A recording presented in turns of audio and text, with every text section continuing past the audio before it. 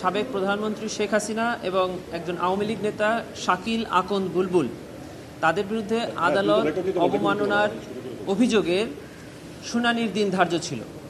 আপনারা জানেন যে জুলাই গণঅভ্যুত্থানে চলাকালে মানবতাবিরোধী অপরাধের মামলা তদন্তকালীন অবস্থায় এই দুইজন অ্যাকিউজডের কিছু কথোপকথন তদন্ত সংস্থার দৃষ্টিগোচর হয়, যেখানে একজন আসামি অপরজনকে বলছেন যে 227 জনকে মার্ডার করার লাইসেন্স পেয়ে গিয়েছে।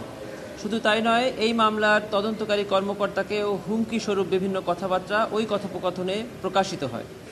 তদন্তকারী কর্মকর্তা এই রেকর্ডটি কালেক্ট করেন এবং যথাযথ কর্তৃপক্ষের কাছ থেকে এটি সঠিক কিনা এর ভেরিফিকেশন রিপোর্ট উনি গ্রহণ করেন। দেখা যায় যে এই দুটি কথোপকথন এই দুজন আসামিরই।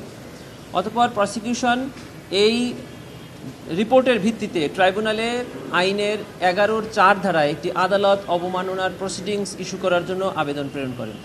তারই প্রেক্ষিতে ট্রাইব্যুনাল তাদের বিরুদ্ধে পার্সোনাল অ্যাপিয়ারেন্স অর্থাৎ তাদের সশরীরে উপস্থিত হয়ে জবাব দেওয়ার জন্য আদেশ প্রদান করেন।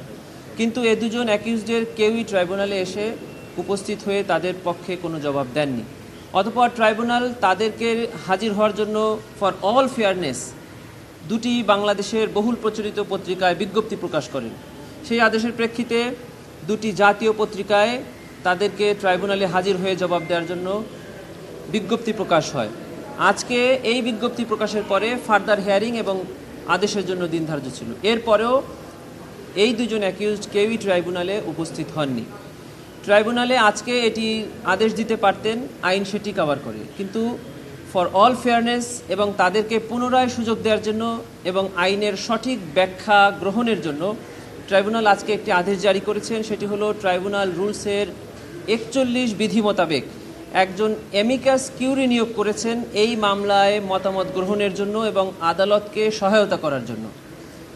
সুপ্রিম কোর্টের সিনিয়র অ্যাডভোকেট AY মশিউজ্জামান সাহেবকে, যিনি সুপ্রিম কোর্ট বারের সাবেক সম্পাদক ছিলেন, ট্রাইব্যুনাল স্বপ্রণোদিত হয়ে উনাকে এই মামলায় ট্রাইব্যুনালকে সহায়তা করার জন্য এই আসামিদের পক্ষে এবং ট্রাইব্যুনাল এই আইনের ব্যাখ্যা দেওয়ার জন্য উনাকে অ্যামিকাস কিউরি হিসেবে নিয়োগ করেছেন এবং জুন মাসের 25 তারিখে ফার্দার হিয়ারিং এবং ডিসপোজালের জন্য দিন ধার্য করেছেন।